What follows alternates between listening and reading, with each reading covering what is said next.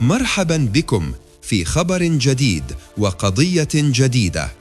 شهد مقر أسطول الصمود المصري في منطقة الدقي غرب القاهرة مساء الاثنين الماضي مشهداً متوتراً جمع بين توافد شعبي متزايد وحضوراً أمنياً مكثفاً، قبل أن تتطور الأحداث صباح الثلاثاء إلى اعتقالات طالت 3 أشخاص، بينهم 2 من أعضاء اللجنة التحضيرية، وذلك بحسب ما أعلنت عنه اللجنة المشرفة على الحملة، مشيرة إلى أن مكان احتجازهم لا يزال مجهولاً. وقال المتحدث الإعلامي باسم الأسطول حسام محمود عبر بيان موجز: القبض على 3 أشخاص حتى الآن، بينهم 2 من اللجنة التحضيرية، مكان احتجازهم غير معروف وسط وجود أمني مكثف حول المقر. وأكد البيان أن اللجنة دخلت في حالة انعقاد دائم داخل المقر الكائن في 7 شارع الموسيقار علي إسماعيل بالدقي، وتواصل مشاوراتها مع القوى السياسية والحقوقية والشعبية حتى الإفراج عن المعتقلين وبحث الخطوات المقبلة.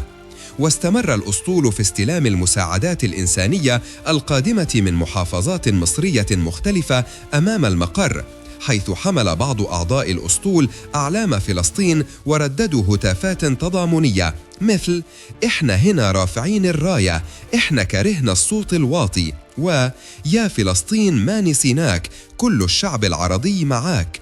وفي السياق نفسه أجرت لجنة التحضيرية خلال الأيام الماضية جولات ميدانية في عدد من المدن الساحلية والموانئ لتفقد القوارب المرشحة للانطلاق، فيما تستمر الجهود لتأمين المركبات اللازمة لبدء رحلات الأسطول. ودعت أصحاب القوارب والأفراد والشركات للتبرع بالقوارب أو تأجيرها دعماً للمبادرة وكسر الحصار عن غزة. أسطول الصمود يحمل الأمل إلى غزة ويدين صمت المجتمع الدولي وتخاذل البعض.